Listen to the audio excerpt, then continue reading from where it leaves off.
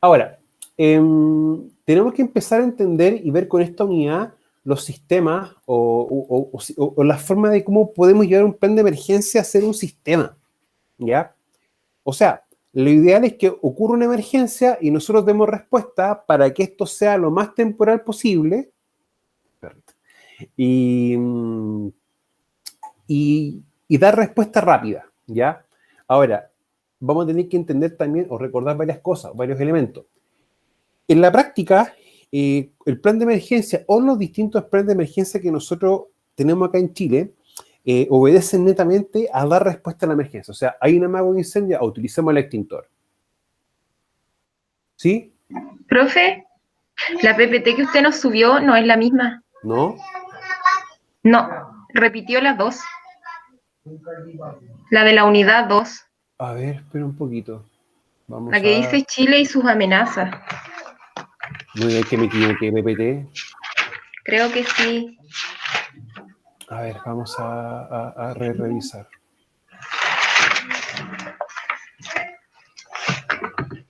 Pucha, si así chiquilla les pido disculpas. 1, 3, clase 1 y 2. Sí me equivoqué. Pero bueno, ya... Pero la clase que está en YouTube es con esta presentación. Con esta presentación, sí. Ah, ya, ya. Terminando la clase, les resubo y claro, cuando subí el archivo, vi clase, o sea, si ustedes ven acá, esto dice clase 1 y 2, y esta es la PPT 2, ¿ya? Y acá unidad 3, ahí me equivoqué yo mientras papelé. Bueno, ya.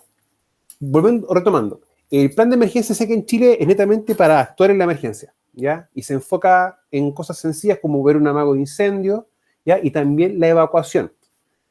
Pero no se preocupa de cómo hacemos o cómo ya podemos volver a la normalidad, entre comillas, ¿ya? Y es un tema que es bien, bien complejo, porque cada ciudad, por ejemplo, si lo llamo ya algo más macro, va a tener características geográficas bien distintas. O sea, por ejemplo, acá Vallenar tenemos un centro, ¿no es cierto?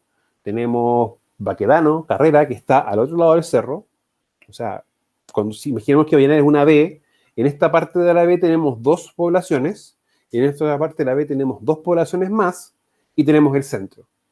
Entonces, y más encima, para poder conectarnos de un lugar, de una parte de la B a la otra parte de la B, tenemos un solo puente. Bueno, en realidad tenemos 2 puentes.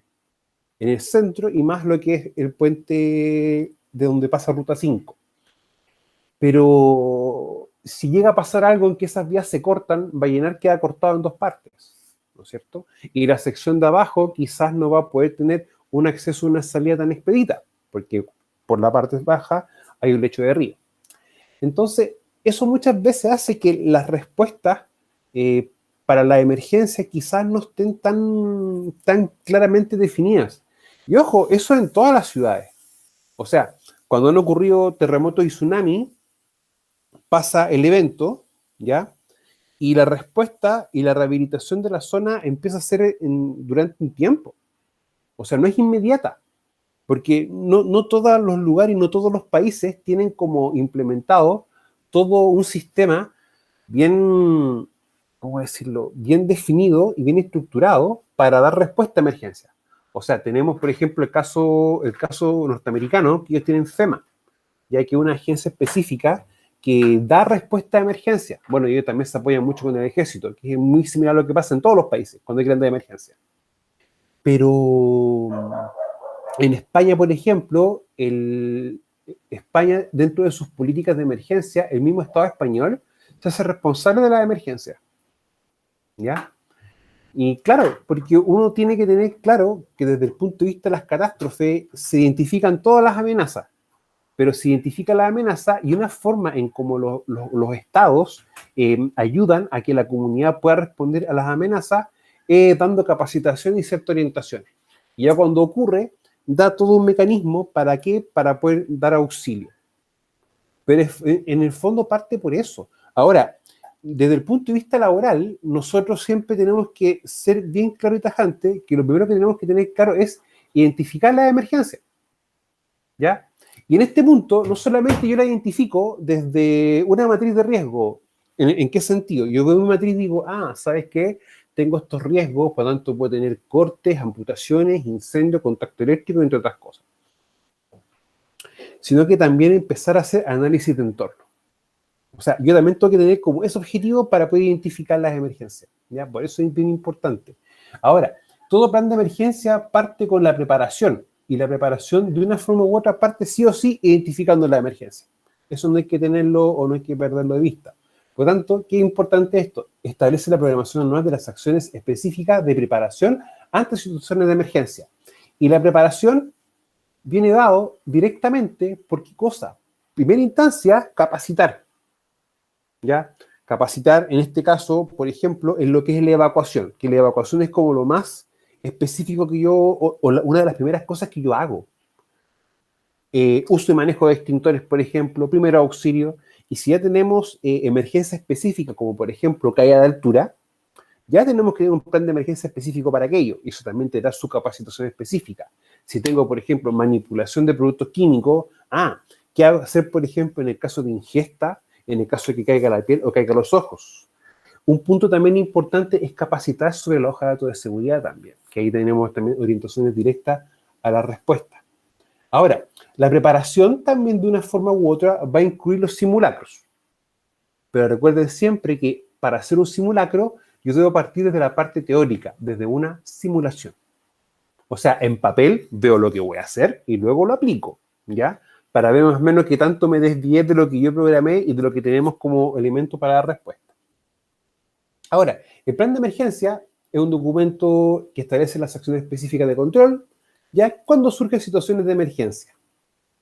O sea, es el documento que yo tengo en mi organización para que nosotros podamos dar respuesta. Veámoslo de esa perspectiva. Ahora, acá hay un punto bien importante. Pueden existir distintos planes según el tipo de emergencia. Eso es verdad. O sea, yo, por ejemplo, la misma universidad. La universidad tiene distintas actividades. Por ejemplo, hay corte de muestras, ¿ya? Con una máquina específica de corte. Se hacen experiencias de laboratorio con sustancias químicas, por ejemplo. O quizás estemos en una sala y alguna persona se pueda desmayar, ¿ya? Un incendio, un amago de incendio, ¿ya? Contacto con energía eléctrica, entre otras cosas. Entonces, si nos damos cuenta, la misma universidad que uno ve un edificio, que ahora está bastante bonito, alberga distintas acciones o distintos riesgos. Y en ese aspecto vamos a tener distintas emergencias. Por eso es que es importante empezar a visualizar aquello. Ahora, no olvidar que las emergencias siempre van a ser las globales, ¿ya? Las específicas, ¿no es cierto? Y las locales, ¿no es cierto? Global afecta a toda la organización, a la local una sección del edificio, por ejemplo, y una específica es lo que ocurre dentro de una sección puntual, como por ejemplo un contacto con una sustancia química, ¿ya? O que te caiga una sustancia a los ojos. Debemos tener que entender eso. Ahora, no olvidar tampoco de que yo también tengo que empezar a analizar que si en mi empresa o en mi organización tengo, o se puede dar, por ejemplo, uno de los 7 tipos de accidentes graves, también tengo que tener un método de respuesta para aquellos. O sea, caídas, por ejemplo, primer auxilio, entre otros elementos, ¿ya? Las caídas siempre son lo más complejo y siempre tenemos o debemos tener un plan de emergencia específico para aquello, ¿ya? De hecho, la misma norma chilena te lo establece, ¿ya? Para que también tengamos esa claridad. Ahora, lo importante también es qué nos define medios de control, modos de evacuación, ¿ya? Y la evacuación, les sigo insistiendo, es el pilar a la hora de poder hacer o de que un plan de emergencia actúe. ¿Ya? Si, por ejemplo, tengo un incendio, ¿yo qué voy a hacer? ¿Que las personas se queden ahí? No, que evacúen a una zona de seguridad, ¿ya? Y que lo hagan por las vías más seguras en ese momento. Ahora, hay que también ver si estamos, por ejemplo, en borde costero y tengo un riesgo de tsunami, vamos a evacuar. Yo no saco nada con quedarme ahí en ese lugar. Lo otro importante, medio de coordinación y flujograma de actividades, flujograma de comunicaciones, en el fondo. ¿Quién avisa de manera interna que hay una emergencia y quién también avisa a la parte externa que hay una emergencia? O sea, medios de ayuda, bomberos, carabineros, ambulancia. Ya, perfecto. Si, por ejemplo, tenemos un trabajador accidentado, ¿quién da aviso a la familia del trabajador? ¿Ya? Esos elementos son bien importantes. Hay a veces que muchas empresas cometen un error cuando tienen el listado de trabajadores, con su nombre, con su etcétera, que no contemplan también, por ejemplo, si son alérgicos a algún medicamento o tienen alguna enfermedad de base, ¿ya? Es importante, y también de grupo sanguíneo, es importante cuando tengamos los listados para poder llamar o avisar a la familia en caso de emergencia, poder también tener esos elementos. Por si llega, por ejemplo, ambulancia y la persona no sabe que esta persona tiene tantos años, sexo masculino, mide esto, pesa aproximadamente esto, y estas son sus enfermedades de base y es alérgica a estos medicamentos. ¿Ya? Eso es muy bueno tenerlo, porque en el fondo también podemos facilitar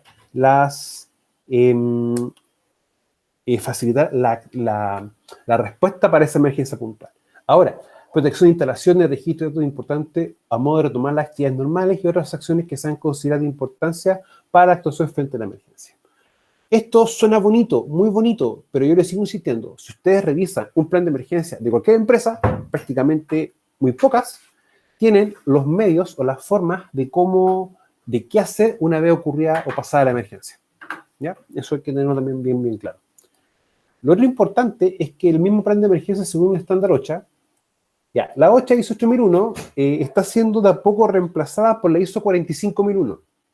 Ya, desde el punto de vista de lo que es el control de emergencia, la estructura ha variado muy poco, no hay mucha variación, así que para tenerlo bien en cuenta. Bueno, identificación y evaluación de situaciones de emergencia, que es bien, bien importante, y en función de la o las emergencias, elaborar los distintos planes de emergencia. ¿Ya? Ahora, revisión y mejora del procedimiento y planes de emergencia, siempre tiene que hacerse un procedimiento para aquello y también realizarlo. Y si yo tengo, por ejemplo, un simulacro y producto del simulacro de emergencia, tengo el informe técnico, tanto del simulacro como de cómo se actuó la emergencia real, también utilizar eso como insumo para poder cambiar o modificar o actualizar mi plan de emergencia. O sea, un plan de emergencia hay que entenderlo en sí que es un procedimiento de actuación ante una emergencia. Y siempre tenemos que tener claro de que esto tiene que modificarse ante la actuación de algún elemento. Ahí para que también lo tomemos en cuenta. Ahora, la norma chilena 436. Yo siempre le he comentado que esta norma chilena no es de carácter obligatorio, porque no existe un cuerpo legal que me obligue a utilizarla. Ya tenemos un tema, o sea, muchas veces vamos a encontrar, por ejemplo, un decreto que nos diga, si usted quiere ver cuáles son las sustancias peligrosas, remítase a norma chilena tanto. Eso te lo dice. Pero en el caso de la 436 no lo tenemos de una manera directa. Ahora, sin embargo, ¿yo puedo utilizarla? Sí. No veo el por qué no. Y acá hay un contexto y una idea que refuerza lo que yo les digo. El artículo 184 del Código del Trabajo me dice que yo debo tomar o adoptar todas las medidas de control para los riesgos que están expuestos mis trabajadores. Esto lo dice más o menos, ese es como se entiende en realidad como lo dice.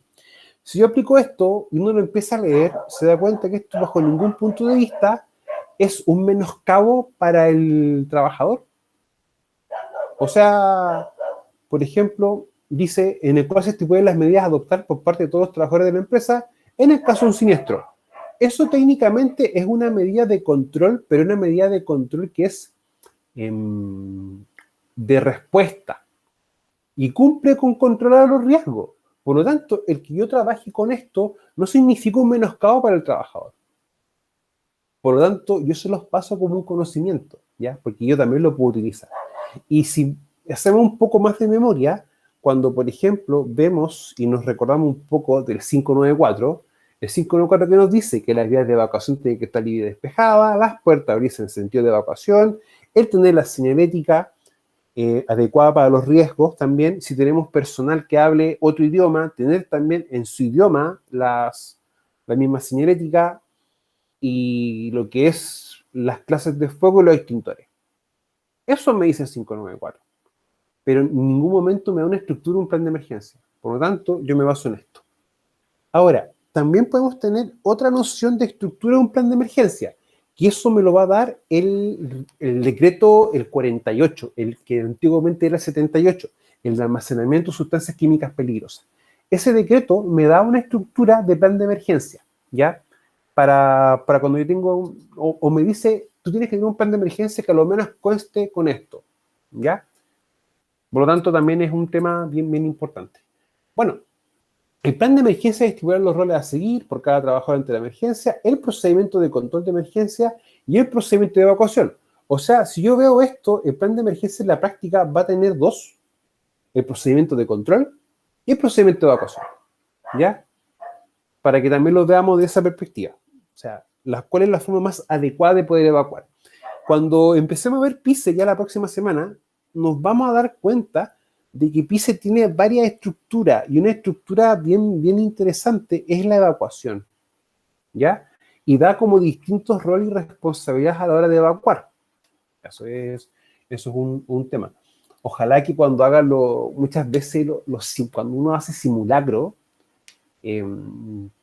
lamentablemente, no solamente en el contexto educativo, sino también en el contexto laboral, no le toman como el peso, ya no le toman como la seriedad que debiese tener, y muchas veces lo toman a chacota. ¿Ya? Porque dicen, ¿esto cuándo va a pasar? Y pasa. ¿Ya? Eso es así. Bueno, designado el coordinador de la emergencia, el cual tiene función de dirigir y coordinar las acciones a seguir para controlar cualquier emergencia. Y esto es muy similar a una de las estructuras que me define PICE, ¿ya? El coordinador general de emergencia. Ahora, debe estar escrito y debe ser ensayado periódicamente simulando una emergencia real. Especial énfasis se debe poner al efectuar el simulacro en el procedimiento de evacuación de las personas del lugar de trabajo. O sea, plan de emergencia que tiene el plan de control y plan de evacuación. O el procedimiento de evacuación o el procedimiento de control. Y una copia de este debe ser entregado a bomberos, carabineros y cualquier otro organismo que pueda tener relación con el control de la emergencia. Y se debe efectuar a lo menos un simulacro una vez al año en coordinación con estos organismos. Ya. El mismo decreto 48, que es el ex-78, yo a ustedes les mencionaba de que en la práctica me da una estructura de plan de emergencia. Y ellos también me dicen que el listado con mis sustancias peligrosas y en cómo se ubican esto en las distintas bodegas debe ser entregado también a cuerpos de emergencia, como bomberos y ambulancias. Por eso es bien importante tener algo así, ¿ya? Para que también lo veamos. Ahora, el simulacro, yo siempre he dicho, si tengo caída de altura, contacto con energía eléctrica, atrapamiento o pérdida de extremidad, listo. Tenemos que tener simulacro para eso, sí o sí, mínimo una vez al año. ¿Ya? Mínimo. O sea, cuando a mí me preguntan, oye, ¿y qué hiciste tú para evitar esto? Mire, tenemos todo esto, pero también cuando esto llegase a ocurrir, tenemos estipulado un procedimiento, ¿ya? Para también tomarlo en cuenta. Cuando empezamos a ver de qué hacemos desde el punto de vista de la prevención, primero que todo, identificar la emergencia, definir los roles y recursos necesarios. O sea, si yo tengo, por ejemplo, amago de incendio y tengo un servidor o un lugar donde se almacenan equipo electrónico con alta energía y genera bastante calor, lo más probable es que no puedo utilizar agua, tengo que utilizar un extintor de dióxido de carbono. Y eso implica un costo, ¿ya? Para que también tenerlo en cuenta. Y eso también requiere dinero. Ahora, el recurso, yo siempre he dicho, no es solamente plata, es el recurso humano y también el recurso tiempo. ¿Cómo tú vas a administrar el tiempo o cómo es el tiempo en la organización? ¿Para qué? Para poder capacitar y hacer trabajo con el fondo, con toda la comunidad de la empresa. Eso es bien importante mantenerlo en cuenta.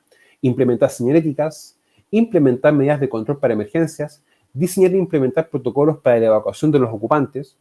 El protocolo es una palabra que se está utilizando mucho este último tiempo y a mi criterio se estaba mal utilizando, ¿no? Porque para mí protocolo es una cosa completamente distinta, como lo están planteando. Coordinar capacitaciones, ya, o sea, nosotros, por ejemplo, podemos apoyarnos del organismo administrador, como cualquiera de las 4 mutualidades que existen, de las 3 privadas y una pública, para también que nos orienten en cómo realizar esto y las distintas capacitaciones que también nosotros necesitemos, ¿ya? Y varias como cuáles. Y acá hay un tema. Cuando uno tiene un comité paritario, ya que también el comité paritario lo vamos a trabajar en legislación, ya que es una asignatura que tenemos en el módulo 2, el comité paritario, ¿cómo trabaja? Lo hace a base de comisiones de trabajo. Y acá tenemos un tema, que una de las comisiones son las famosas comisiones de inspecciones. Entonces nosotros también desde el punto de vista de la prevención, nosotros podemos hacer inspecciones, específicamente de estos elementos, como por ejemplo está la señalética, están los extintores están en el día o están vencidos, ver si podemos coordinar con bomberos, por ejemplo, para poder probar la red húmeda y la red seca, ¿ya? Hacer pruebas periódicas por lo menos 1 o 2 veces en el año si están operativas, ¿ya? Y eso también anexarlo desde la perspectiva de la prevención de riesgo. Porque yo no saco nada con decir, no, si tengo un extintor, pero lo probaste, ¿viste si está operativo? ¿Ya? Por lo tanto, uno también tiene que ver eso. Y lo otro es si tenemos el uso de energía eléctrica, específicamente lo que es la trifásica, ¿ya? La corriente tipo industrial, también verificar si los equipos, por ejemplo, cuentan con las paradas de emergencia, ya que también es un tema muy importante a poder considerar, y si se han hecho las pruebas reales de si está o no operativo o en qué condiciones, mejor dicho, se encuentra el sistema eléctrico. Ahora, descripción y contenido de un plan de emergencia, ya según el estándar, que es la identificación y evaluación de la situación de emergencia. Y nosotros para esto, muchas veces, ¿de qué nos vamos a amarrar? De esto, de lo que es evaluación de las posibles emergencias. Y para la evaluación, ¿qué se hace? Muchas veces se utiliza el mismo procedimiento de identificación de peligro, evaluación de riesgo y determinación de medida de control, que en el fondo es un procedimiento basado en MIPER. Y yo cuando digo voy a hacer una MIPER, un BEP, un valor esperado de pérdida. Hay ciertas emergencias que uno las puede evaluar desde esta perspectiva. Lo puede hacer con un BEP y no veo mayor inconveniente. Pero yo estoy claro que si tengo una amenaza, ya como por ejemplo un tsunami, un terremoto, un sismo, un aluvión, amenaza de origen natural, yo no lo puedo evaluar con un BEP, no puedo. Está completamente fuera de lugar, no se puede hacer eso. Y ahí uno tiene que ya empezar a ver el concepto de gestión de desastre y poder hacer una evaluación de esa, en el fondo evaluar la capacidad de respuesta de la empresa ante un evento como ese. ¿Ya? Y les va a tocar que en minería, cuando tenemos una empresa que está alejada de un centro urbano, dentro de las medidas de control es, por ejemplo, o de respuesta en este caso, y específicamente para la comunicación, es tener teléfonos satelitales. O sea, ¿qué hago yo si tengo una faena minera a 100 kilómetros de una ciudad? Y quizás la cobertura celular, si muchas veces, chiquillos, no es tanto la distancia, es el tema de la cobertura telefónica. O sea, para muchas faenas o funciona una compañía o no funciona ninguna. Y se los puedo decir por experiencia, o sea, me tocó ver muchas veces eso. Y ahí uno también se da cuenta de que la ubicación geográfica es importante, sí, pero hasta para poder pedir ayuda. ¿Ya? Lo otro es cuando, por ejemplo, podemos tener emergencias, pero que son emergencias estacionales. Me explico. Acá en el norte llueve todo el año o nieva todo el año. No, periodo específico y más encima el lugar es específico.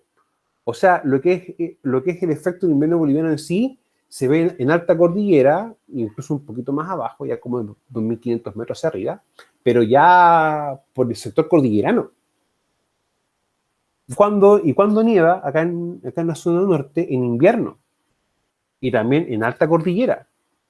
¿Ya? Pero eso, aunque pase en lugares específicos y en épocas específicas del año, también un elemento que yo debo tener un plan de emergencia para eso. O por lo menos, ¿qué voy a hacer? ¿Ya? Y en ese aspecto también, por ejemplo, cómo va a ser el equipamiento de los equipos, ya si tengo equipos que tienen que dar respuesta, por ejemplo, si tenemos las cadenas, si se hacen capacitaciones de uso y postura de cadena, o también cuando uno contrata los cursos de manejo a la defensiva, que ellos también señalen cuáles son las técnicas de conducción a la hora de utilizar cadenas. Porque cuando tenemos eso, no es llegar y conducir como uno conduce comúnmente. Incluso cuando uno está conduciendo, por ejemplo, en nieve o en agua, la forma de conducir son siempre marchas altas, pero velocidades bajas. Entonces, ahí también tenemos como ciertas técnicas, ciertos elementos que tenemos que nosotros utilizar para también dar respuesta a la emergencia. O sea, a mí me tocó estar Me ha tocado estar con nevazones a los 4.000 metros de altura y con situaciones bien, bien puntuales en los cuales los equipos de respuesta prácticamente estaban preparados para trabajar en cualquier momento. Y eso es así.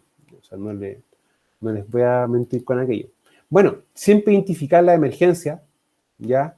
Evaluar la emergencia, ¿ya? Yo insisto, las emergencias de origen humano, antrópico, son las que yo realmente puedo evaluar con un BEP. Y a veces el BEP se queda chico, ¿ya?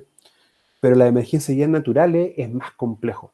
Porque si, ya, vamos a hacer un caso hipotético. Voy a evaluar con un BEP un tsunami. Primero que todo, acá en Villarán no puedo, tiene que ser en la costa, primero que todo. ¿Y qué tan probable es que ocurra un tsunami? Sepa moya, porque puede ocurrir varios factores que gatillen un tsunami. Y la consecuencia de que va a depender también de la intensidad del tsunami. Por lo tanto, una forma de hablar eso directamente es muy poco probable. Lo que sí, por ejemplo, se maneja es de decir dónde estamos en zona de riesgo. Entonces, uno, por ejemplo, se puede meter a la página de la ONEMI y eso te va a dar los planos o las zonas de inundabilidad ante una amenaza de tsunami. Y eso es lo que uno utiliza porque eso más o menos te da la orientación de cuáles son los lugares o las zonas seguras. Ahí yo puedo decir que la evaluación de riesgo viene dado por determinar cuáles son las zonas de inundabilidad, pero eso es tomar un análisis histórico, ver qué ha pasado antes, conversar incluso con gente que vivió tsunamis en épocas anteriores, consultar libros, por ejemplo, fotografía y video, y en base a eso estimar cuáles son las zonas de inundabilidad. Bueno, también hay programas o hay software que me permiten hacer aquello. O sea, está todo lo que es ArcGIS, por ejemplo, me permite hacer cosas bastante potentes desde esa perspectiva. Bueno, y acá los planes de emergencia, si tenemos algún plan de emergencia existente o proponemos planes de emergencia, ¿ya?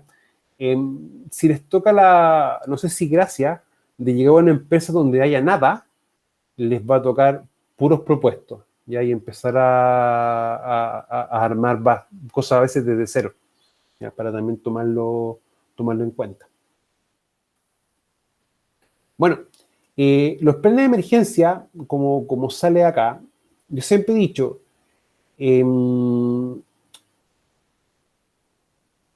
uno es asesor. Uno es asesor en prevención de riesgo. Uno no es hacedor. Yo no estoy hecho para hacer cosas. ¿Ya? Y eso es hasta un punto. Pero si yo, por ejemplo, me voy al estándar OCHA o al estándar ISO, me dice que todo procedimiento instructivo debe ser realizado por todas las personas que trabajan o están en la organización. ¿Ya? Y los planes de emergencia y porque el plan de emergencia es un procedimiento, un conjunto de procedimientos. Yo que siempre recomiendo no trabajarlo solo, o por lo menos diseñar uno algo, y ese diseño llevarlo a consulta a todos los trabajadores y supervisores. Porque muchas veces quizás tenemos que evacuar a una persona si estamos, por ejemplo, trabajando en un alcantarillado. ¿Y quién sabe mejor cómo entrar y salir de un alcantarillado? Un supervisor, un trabajador. Nosotros podemos proponer la forma más adecuada, ¿ya? Y ese es un punto súper válido a la hora de los procedimientos de trabajo, porque muchas veces, y me lo dijeron a mí todas estas veces, tú soy el segurito, haces tú los procedimientos porque esa es tu pega. Yo decía, primero que todo, no soy segurito, soy experto en prevención. Segundo, yo no te voy a hacer el procedimiento de trabajo, porque acá el procedimiento tiene que hacerlo el supervisor. Y yo no lo puedo hacer porque el que sabe cómo hacer el trabajo es más, eres tú con los trabajadores. Por lo tanto, veamos el paso a paso que lo hagan ustedes y la evaluación de riesgo lo vamos a hacer entre todos, porque la evaluación de riesgo tiene que hacerse entre la mayor cantidad de personas posible, porque quizás para mí un riesgo es alto y para ustedes puede ser bajo y para otra persona puede ser medio. Entonces la evaluación de riesgo en el fondo tiene que llegar a un criterio en común. Por eso es importante hacerlo entre todos. Ahora, yo elaboro los planes de emergencia siempre y cuando tenga lista la matriz de identificación de emergencia. O sea, yo tengo mi matriz con mi emergencia identificada, sé lo que estoy expuesto o lo que me puede pasar como emergencia y tate. Ahí recién hacemos el plan de emergencia. Porque el otro va a ser como estar en la cama en la noche y colocar la mano en el velador y buscando algo sin ver nada, a la chunte. Y eso no tiene lógica, ¿ya?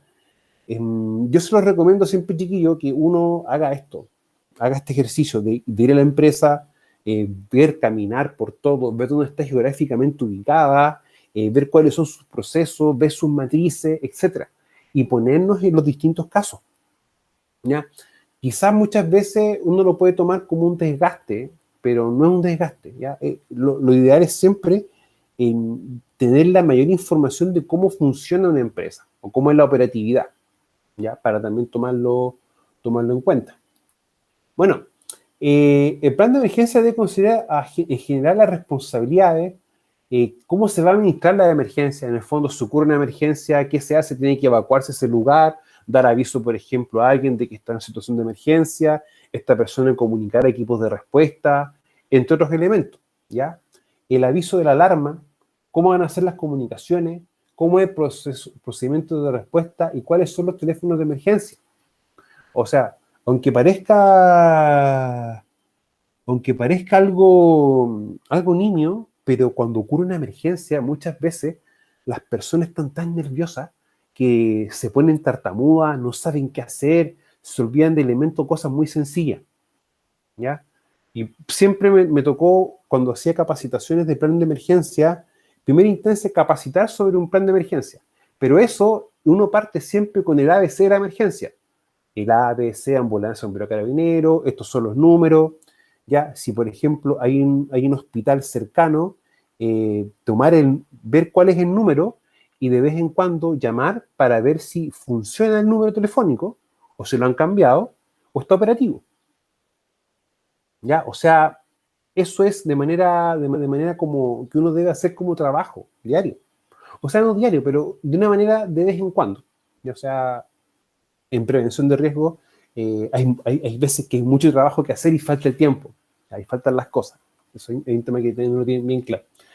¿Ya? Y los teléfonos de emergencia siempre es bueno tenerlos a mano. Ahora, hay muchos teléfonos, por ejemplo, fijos y satelitales, que uno los puede configurar para que uno aprieta una secuencia corta y automáticamente llama a los números de emergencia. ¿Ya? Por si acaso eso es bastante bueno tomarlo en cuenta, ¿ya? Y siempre probar los teléfonos, específicamente el tema de las baterías. Si están con batería y están operativos, aunque parezca cada... aunque parezca un poco ilógico. Bueno, en general, y las zonas de evacuación, ya que ahí vamos a tener serios inconvenientes, porque nos damos cuenta que quizás si una empresa está ubicada en el centro de la ciudad, resulta que la zona de evacuación es la calle o la vereda. Entonces tenemos un tema que es como, ¿a dónde arrancamos? O sea, en ese aspecto también hay desafíos que son bien complejos. Bueno, cada lugar y área debe establecer sus planes de emergencia, responsabilidad de formar o no un comité de emergencia, etcétera, según sus propios recursos y prácticas. O sea, yo no le puedo pedir, por ejemplo, quizás a una empresa chiquitita, ya por ejemplo a un taller mecánico pequeño, que tenga la estructura de un plan de emergencia de un taller mecánico que atienda 10, 12 buses diarios. O sea, tiene que ser también de acuerdo a su realidad. Y en su realidad tiene a sus recursos también y a los riesgos que tiene presente. Bueno, la revisión y mejora de los planes de emergencia, siempre hay que entender algo. Nosotros por ley estamos obligados a investigar todo accidente. Y cuando uno investiga un accidente, determina las causas. O sea, cuáles son los actos y las condiciones que originó ese accidente. Por lo tanto, cuando ocurre una emergencia, ¿podemos hacer lo mismo? ¿Sí? ¿Por qué no? Hay emergencias que ocurren, pero a veces por descuido. Y descuidos tontos. Créanme, al igual que muchos accidentes. Un accidente que me tocó investigar en una empresa X, que fue con un taladro. Y uno se pregunta, ¿cómo? Ya. Herramienta eléctrica que no se usa, herramienta eléctrica que se desconecta. Norma básica. Y resulta que había un taladro enchufado y en el piso.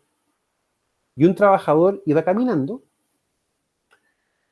pisa el taladro justo en el botón y el taladro queda en la tibia. más o menos a la mitad entre la rodilla y el pie, incrustado. Es una emergencia. Bueno, se le da un accidente, pero hay que tratarlo como un protocolo de emergencia en el fondo, porque hay que llamar a un equipo de respuesta, en este caso ambulancia, para que vaya a hacer la asistencia respectiva, a poder sacar el herido, porque ¿cómo manipula una persona que tiene un taladro enterrado en su pierna? ¿Ya? O sea, muchas veces los accidentes pueden ocurrir por eso. Ahora, ese accidente se investiga, sí, claro, y se determinan las causas, y una de las causas, en este caso, es un acto que es no desenchufar una herramienta eléctrica, y la condición falta de orden y limpieza porque viene elemento en el piso, y no en un lugar donde tuviese que estar. Ese mismo ejercicio simple debe aplicarse cada vez que ocurre una emergencia. Ahora, un plan de emergencia en sí es un conjunto de procedimientos. Por lo tanto, un procedimiento siempre debe hacer revisión una vez al año, ¿ya? Y también cuando tenemos un cambio legal.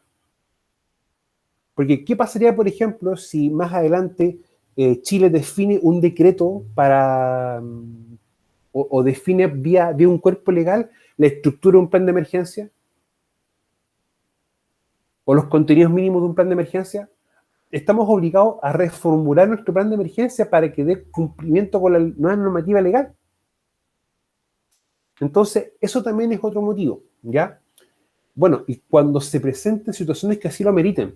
Por ejemplo, quizás en plan de emergencia nosotros definimos una forma de comunicar, y cuando ocurrió una emergencia, esa forma de comunicar no funcionó, no fue la adecuada.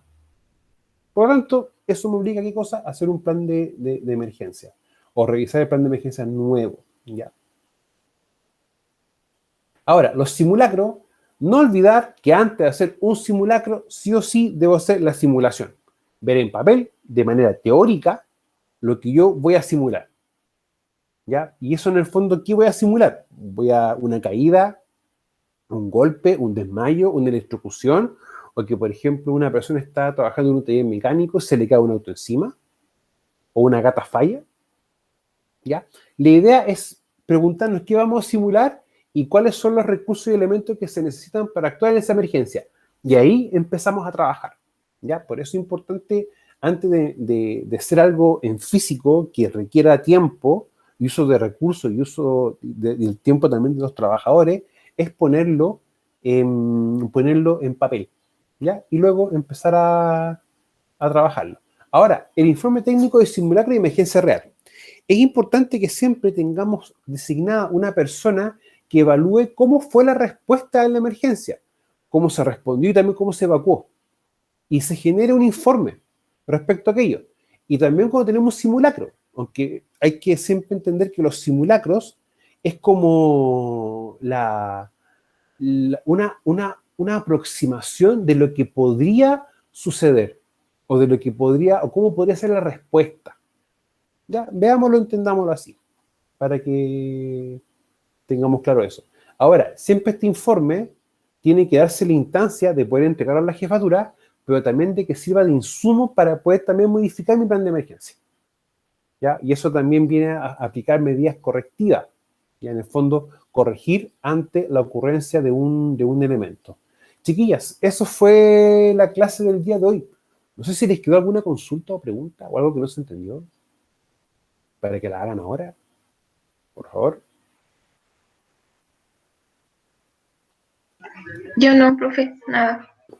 ¿No? Ya. Chiquillas, entonces nos vemos. Con Susana me veo mañana en Proyecto Especialidad, con ustedes el lunes y con ustedes el próximo jueves. Chiquillos, así que, Sí. o chiquillas mejor dicho, ¿ya? Entonces, mañana revisamos si es que está la evaluación. Exactamente. Y mañana en la tarde, ¿ya?